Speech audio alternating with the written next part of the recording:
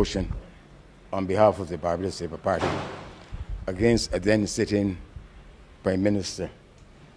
I quoted Edmund Burke that an event has happened among us about which it is difficult to speak, but about which it is impossible to remain silent. Today I'm breaking my silence. I have exercised tremendous forbearance, while things that I regard as a threat to our democracy has been taking place in this country. And I want to break my silence and comment on the so-called Maria Airguard issue. And begin by saying that there, but for the grace of God, goes me. I made a decision to end my relationship with the Barbados Labour Party after 41 years of supporting it, and after being a member in good standing for 30 years, when at a meeting of its National Council, Cynthia Ford and Trevor Prescott, with Mia Mottley sitting in the chair, read out a list of transgressions about which I was to be answerable on the threat of expulsion from the institution. And I need to begin to put certain things in the public record. It didn't start there. I came under attack from certain sections in Mia Mottley's Labour Party when I refused to be used as a gimmick and said so in public. I'm not a boy in the yard for Mia Mottley or for anybody else. And on the 9th of January, she decided that she was going to commandeer me against my express wishes, opposition, to be part of an eminent person group that the government did not call for, to report to the government by the 15th of January. And I met with her and said, Mia Mottley, I give you no permission to put me in that position. But she went ahead and did it nonetheless. And when she was finished speaking on her press conference, I messaged her and says, Mia, you have done what I told you not to do to me. Please correct the public record. She texts me back, noted. The second instance was a debate on the Revenue Authority. The Revenue Authority that exists in Barbados now was conceived of by the Barbados Labour Party under my leadership. I put Clyde Maskell and a permanent secretary to plan it. And the authority that exists now, as Jerome Walcott would have revealed in the cabinet paper, was agreed to by the entire Labour Party cabinet, including Mia Mottley. And when that matter came to Parliament, Mia Mottley found the most staggeringly ignorant reasons to oppose it, on the grounds that it should not have been appointed by a board. And I stood on the floor of Parliament, as is my constitutional right, and said that this matter was the subject of a decision by my cabinet, and that I am duty-bound now to support something that I conceived of. And a meeting took place in Mia Mottley's office, and that, led by Cynthia Bradshaw, notion that I should be expelled for supporting something now that I conceive of as the Prime Minister of Barbados. And then there was the matter of the voting in the estimates debate. We met as a parliamentary group. I advised them that they should have abstained because the Barbados Labour Party was appearing to lose in too many battles. The group unanimously agreed that we were not going to vote against the estimates. And between the leader of the opposition office and Parliament, Mia Mottley unilaterally, with the support again of a small group, decided that the will of the majority should not prevail and that we should vote, do exactly what we said we were not going to do. And I was in Parliament and they said, look, I am not going now to be led unilaterally. And if a group decides on a course of action, that must hold. And that Mia Mottley cannot unilaterally commandeer me to do that which we said we are not going to do. And I went to the public then because it became a public issue. And I explained to the public that I was in Parliament, yes, but I did not vote, nor participate in the vote, because the Barbados Labour Party parliamentary group said we were not going to vote against the estimates. And that prompted Cynthia Ford and others, Trevor Prescott, to go to the Barbados Labour Party's National Council and read out a list of charges against me too, as to why I should be expelled or disciplined by the Barbados Labour Party for doing no more than expressing an opinion in public on a matter that concerns my behavior as a member of Parliament. And I knew at that moment that I was going to leave the Barbados Labour Party.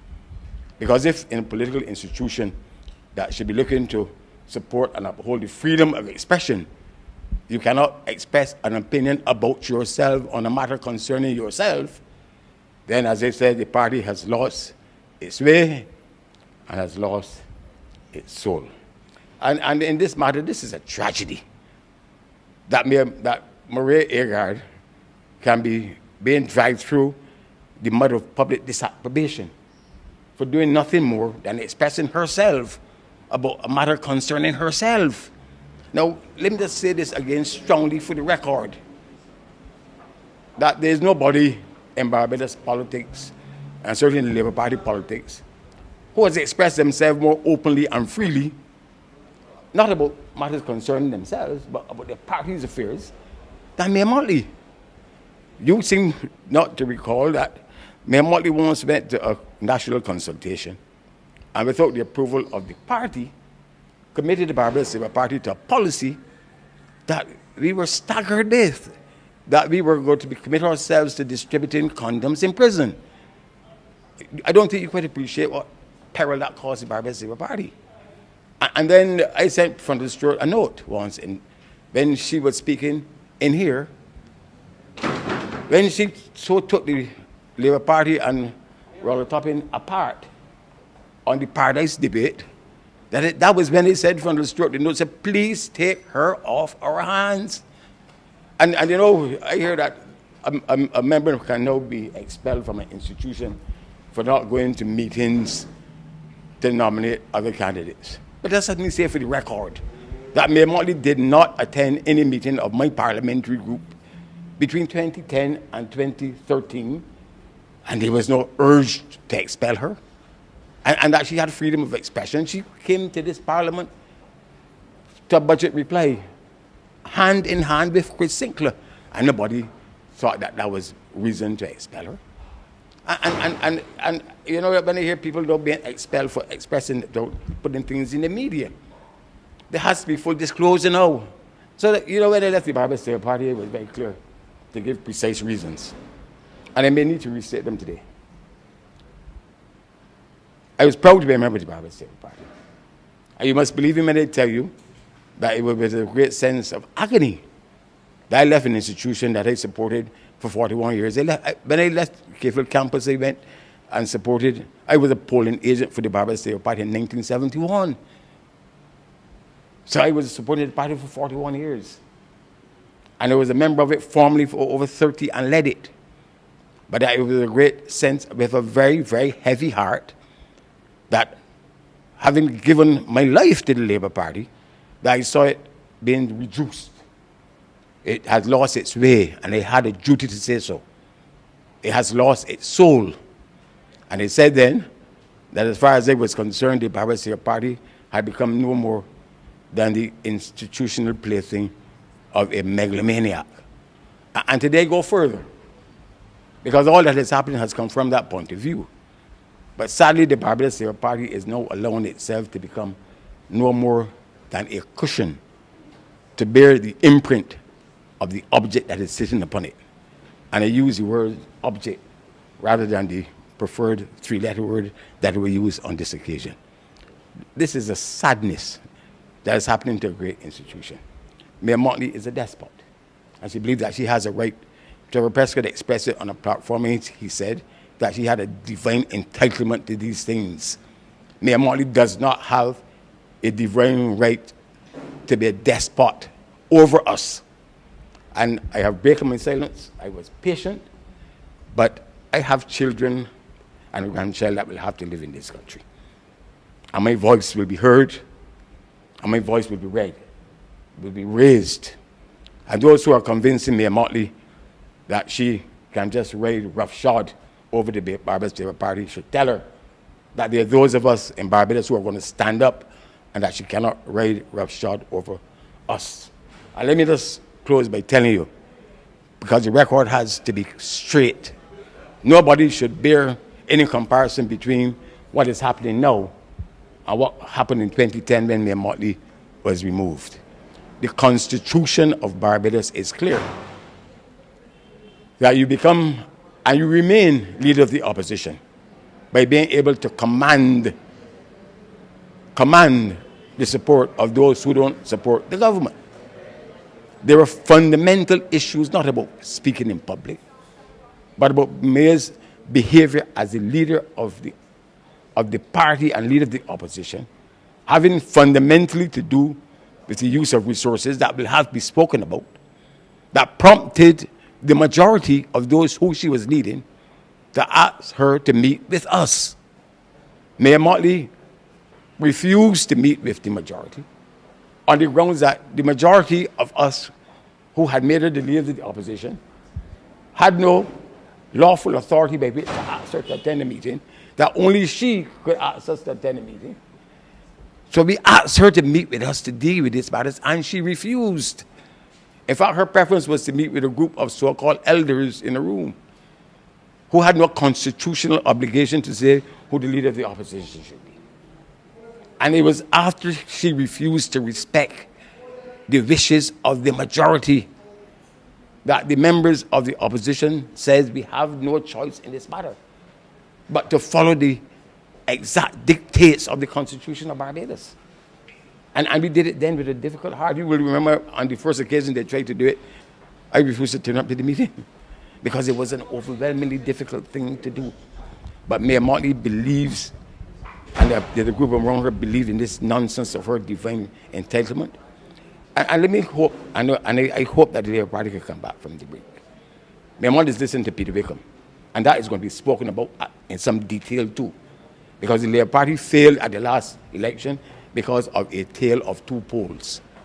And we will get to that at some stage.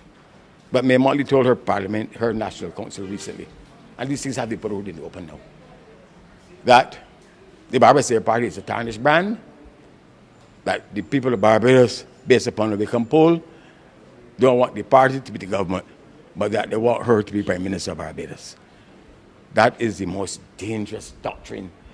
And people in the Barbados Labour Party should not just be just in case, just fall in line just in case, but they should be strong enough to speak out against what I call that despotism. And I must tell you that if the next step in this is to try to bring down others who are men enough to stand up against despotism, then this will be the darkest day ever for democracy in this country. Are you willing to mount a political force to deal with it, even though you have left the Barbados? I have a voice in this country. I believe, and I'm not being immodest, that my voice has been a voice that the people of Barbados have heard now in active politics for over 30 years. I believe that they know what I am made of and what I am worth. And I don't have to be forming any institutions or other things to be speaking in the manner in which they feel I should speak in this country. I'm speaking to you now in the name of my children and my grandchild. That I want to live in a country where there's freedom of expression. That I want to live in a country where no despot can feel that they should hold the destiny of my children and my grandchild in their hands. And that Mia Mottley is a menace. She's a menace because she's a despot. She's a menace because she's a despot, believes that she has a right to be a despot. She would try to be a despot with me. And I want to end by saying this. My parents sent me to school so that I should not be a boy in the yard for any despot in this country. And I will be true to them and true to my children by fighting this despotism that is taking place in Barbados. And I've been patient.